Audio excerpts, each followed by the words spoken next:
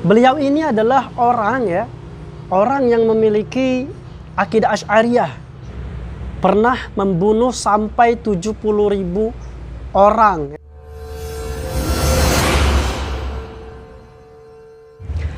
Assalamualaikum warahmatullahi wabarakatuh. Teman-teman yang dimuliakan Allah Subhanahu wa taala, jumpa lagi dengan Sapas. Alhamdulillahirabbil alamin. Allahumma shalli ala Muhammad wa ala ali Muhammad. Teman-teman yang dimuliakan Allah Subhanahu wa taala, pada kesempatan kali ini Sapas ingin membahas fitnah-fitnah atau sejarah-sejarah yang pernah dilontarkan oleh orang-orang sehingga membuat paradigma negatif di dalam beragama. Jadi teman-teman yang dimuliakan Allah Subhanahu wa taala, orang-orang banyak sekali yang bilang katanya ada buku yang namanya Sejarah Berdarah Salafi Wahabi. Itu karangan Ida Haram atau dibalik namanya Marhadi. Beliau itu adalah orang Syiah yang dulu pernah di Bogor itu diserap langsung pada saat dia mengisi pengajian. Langsung orang-orang itu langsung ambil mic dan mengatakan kepada para jamaah pada saat itu, karena gencar-gencarnya Majelis Ulama Indonesia menyesatkan Syiah pada saat itu, sehingga terjadilah kayak perang dingin ya antara Syiah dengan baik NU maupun orang Salafi sendiri. Nah teman-teman yang dimuliakan Allah Subhanahu wa taala, dari kemarin Sapas tuh pernah dengar komentar ataupun celotehan-celotehan kayak konten kreator receh yang mengatakan katanya Salafi Wahabi itu tuh dulu pernah membunuh orang gini-gini, mengkafirkan orang gini-gini dan lain-lain. Baiklah teman-teman yang dimuliakan Allah Subhanahu wa taala, kita harus adil di dalam melihat sejarah bahwa setiap perjalanan manusia memiliki poin titik hitam. Nah pada kesempatan kali ini saya ingin mengutip dari dua kitab, Al-Kamilu fit Tarikh dan di dalam kitab Siyar A'lam An-Nubala. Jadi di dua kitab itu ini menjelaskan tentang bagaimana bobroknya ulama Asy'ariyah pada saat itu, bagaimana mereka suka mengkafirkan orang lain, bagaimana mereka membunuh orang-orang yang tidak sepemahaman dengan mereka, dan itu terjadi. Bahkan di antara mereka ulama Asy'ari ya, mereka menganggap dirinya sebagai Imam Mahdi.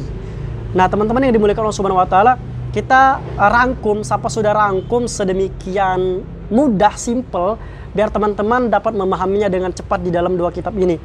Kita ambil dari kita ambil penjelasan Imam Az-Zahabi ya. Kita akan mengambil penjelasan Imam Az-Zahabi ini tentang kitab Siyar A'lam Nubala juz 19 halaman 546 sampai 547. Nah, pembahasannya sudah Sapas rangkum. Ini menceritakan tentang seorang ulama Asy'ariyah. Imam Zahabi menceritakan tentang ulama Asy'ariyah yang beliau ini adalah orang yang memiliki akidah Asy'ariyah ya, memiliki akidah Asy'ariyah, dan beliau ini juga pernah membunuh sampai 70.000 orang ya, yang selain madhabnya. Jadi pada saat itu kalau seumpamanya mereka menemukan orang-orang yang istilahnya berbeda, seumpamanya bukan pengikut Asy'ari, itu akan ditegur sama mereka, karena bagi mereka harus ikut mereka, kalau enggak dibunuh gitu. Teman-teman yang dimuliakan Allah Subhanahu wa taala, kalian bisa lihat di kitab Siyaril A'lamin Nubala juz 19 halaman 546 sampai 547 di kitab aslinya. PDF-nya banyak tersebar. Kalian bisa cek di situ. Ceritanya sangat jelas bahwasannya ada ulama Asy'ariyah yang diisbatkan oleh Imam Az-Zahabi. Ulama-ulama Asy'ariyah pada saat itu membunuh 70.000 orang yang selain pengikut mazhab Asy'ariyah. Karena mereka berkeyakinan harus, mau tidak mau harus mengikuti Asy'ariyah. Ya, teman-teman yang dimuliakan Allah Subhanahu wa taala. Dan ini mengaku keturunan Nabi, mengaku keturunan Nabi dan termasuk mendeklarasikan dirinya sebagai Imam Mahdi. Orang yang maksum lagi. Nauzubillah min dzalik ya teman-teman yang dimuliakan Allah Subhanahu wa taala. Dan ini real. Kalian bisa cek di halaman 546 sampai 547. Kitab Siyar A'lamin Nubala juz 19. Ya. Dan ada juga di halaman itu kan 546 sampai 547 ulama Asy'ariyah membunuh sampai 70.000 orang karena berlainan paham dengan mereka. Ya, ulama-ulama sufi ya membunuh 70.000 orang karena berlainan paham dengan mereka. Itu di halaman 546 sampai 547. Kemudian di halaman 539 ke bawahnya lagi itu ulama Asy'ariyah yang mengaku keturunan Nabi dari jalur Fatimah, ini menganggap dirinya maksum dan menganggap dirinya adalah Imam Mahdi. Ini sejarah berdarah ulama Asy'ariyah, teman-teman yang dimuliakan Allah Subhanahu wa taala. Diterangkan lagi di kitab Al-Kamilu fit Tarikh ya, di juz 9 halaman 199 itu dijelaskan juga bahwa ada yang bernama Ibnu Tumar. Ibnu Tumar ini orangnya mengaku merasa wajib untuk beramar ma'ruf nahi mungkar. Karena bagi beliau ini kekerasan di dalam menegakkan amar ma'ruf itu adalah sebuah keharusan. Sehingga orang-orang di sekitar beliau itu didakwain sampai 3 kali. Kalau sampai 3 kali ya, kalau sampai 3 kali didakwain dan tidak mau ikut mereka, maka akan dibunuh karena dianggap pendosa. Dan orang-orang yang dianggap pendosa ini nanti tuh yang ditegur-tegur itu ya, itu diibaratkan mereka ke golongan kiri. Golongan kiri artinya golongan yang tidak mau mengikuti seruan mereka. Sehingga ketika sudah sampai seruan mereka yang ketiga dan mereka tidak mau juga ikut pemahaman mereka, maka mereka akan dibunuh. Teman-teman yang dimuliakan Allah Subhanahu wa taala. Itu ada di kitab Al-Kamilu fit Tarikh juz 9 halaman 199. Jadi teman-teman yang dimuliakan Allah Subhanahu wa taala, banyak orang-orang yang mengatakan Salafi itu punya sejarah kelam, Salafi itu punya buku sejarah sejarah berdarah Salafi Wahabi. Itu adalah kitab-kitab fitnah yang dibuat oleh orang Syiah untuk mematahkan atau menenggelamkan kebenaran yang dibawa oleh para ustadz pengikut salafus saleh.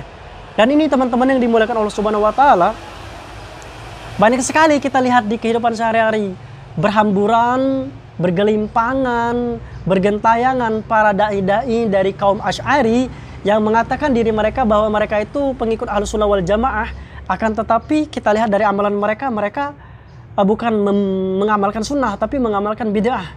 Jadi selayaknya dibilang ahlu bid'ah wal jamaah. Terus lagi kata-kata mereka tidak pernah menundukkan hati mereka untuk beradab. Sampai-sampai mereka ketika membuat konten atau ketika berceramah itu dari kiai sampai ke receh-receh konten kreator alumni santri gitu, mereka itu sama tidak beradab. Salah satunya ada kiai-kiai yang mengatakan kalau berteman dengan orang Wahabi, kalau berteman dengan orang Salafi, itu ada 2 hukum. Pertama bisa makruh dan juga bisa haram.